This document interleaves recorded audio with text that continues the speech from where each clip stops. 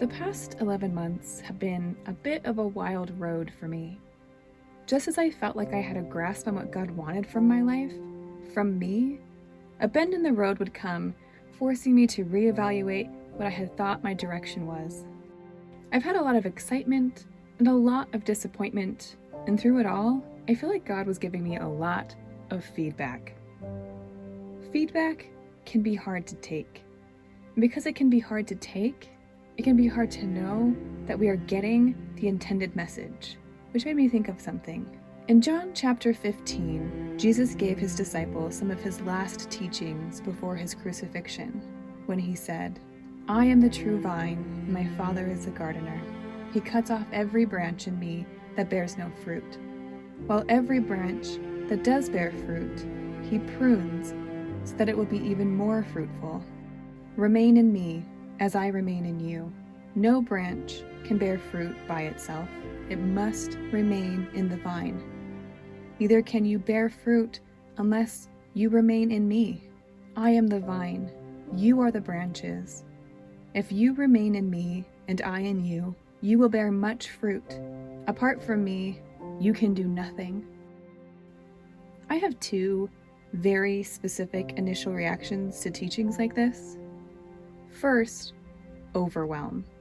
I see the command to be fruitful, to be of use in the kingdom, or be cut off, and I can't help but see all of my insufficiencies. And second, defensiveness. The options seem impossible. Be useful and be pruned back, or not and be cut off. Neither seems great, so I get frustrated and defensive, thinking, can't you see that I'm trying? I'm doing my best. Why does this have to be a lose-lose situation? It's like all I can see in this beautiful passage is sharp gardening shears coming for me. But when I take a step back, hold my tendency to jump ahead to defensiveness and overwhelm, I can see that the whole point Jesus was really trying to make can be summed up in 3 words: remain with me. Living a life with Christ can feel like living a life of impossible standards. But once you pull back all the distractions, you realize that there's really only one request that he makes: remain with me. This Savior of ours knows that much will vie for our attention, and so he reminds us, remain with me. The invitation is pure and simple and earnest. Please, just remain with me. Trust me. Let me give you what you need.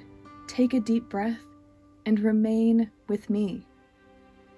Everything else is just a distraction. Pruning is inevitable and ultimately for our good, so just focus on holding fast to Jesus. Fruitfulness is also inevitable if we remain attached to him. It's the natural consequence of sticking to the vine. He is the vine. He provides us with what we need to be fruitful. It's actually astounding kindness that he lets us hold the fruit he created to get credit for his good works and his goodness. All that he asks in return is that we remain with him.